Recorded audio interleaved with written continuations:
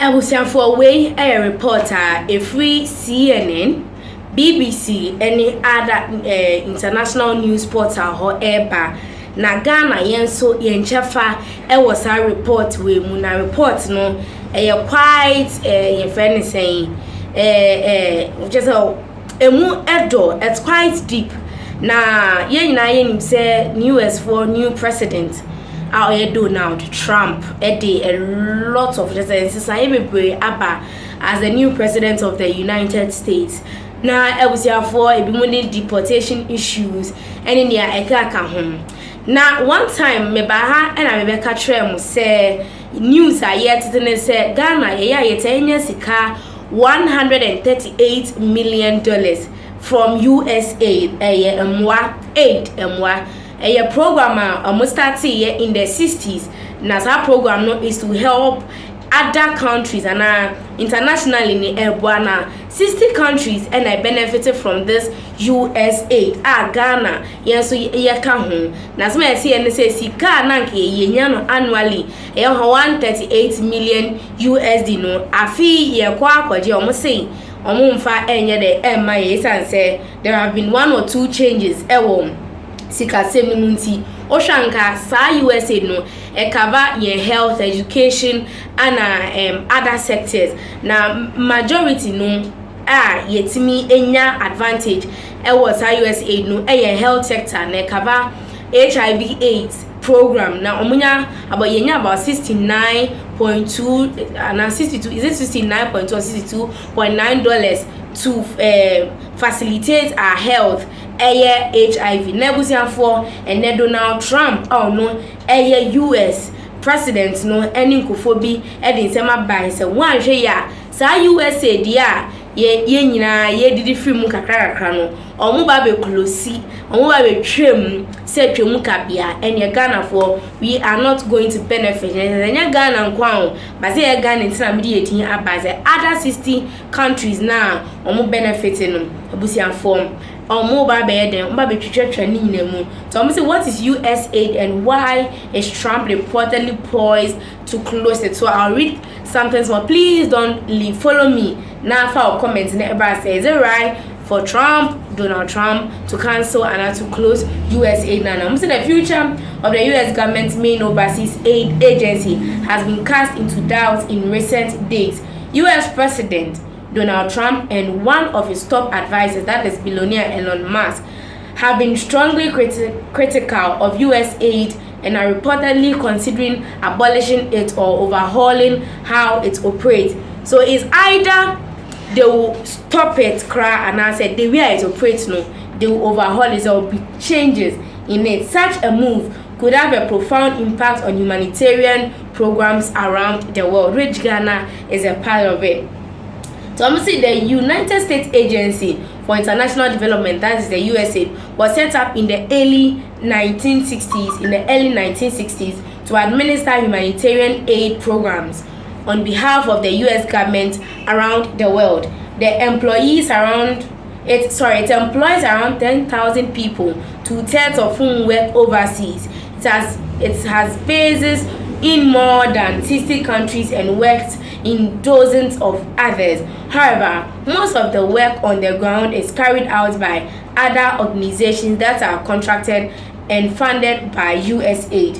The range of activities it undertakes is vast.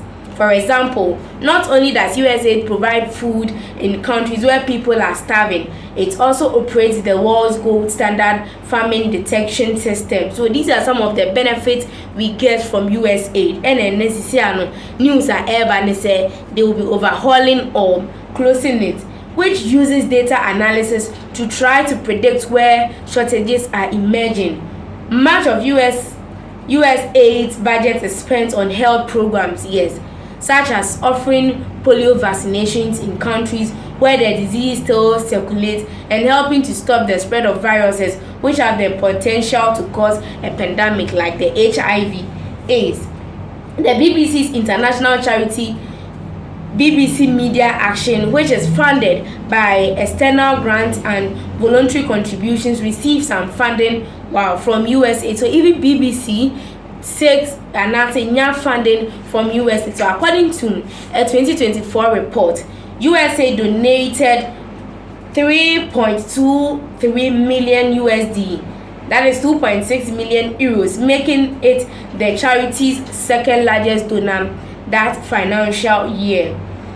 According to government data, the US spent $68 billion on international aid in 2023. That total is spread across several departments and agencies, but USAID budget constitutes more half of it at around $40 billion.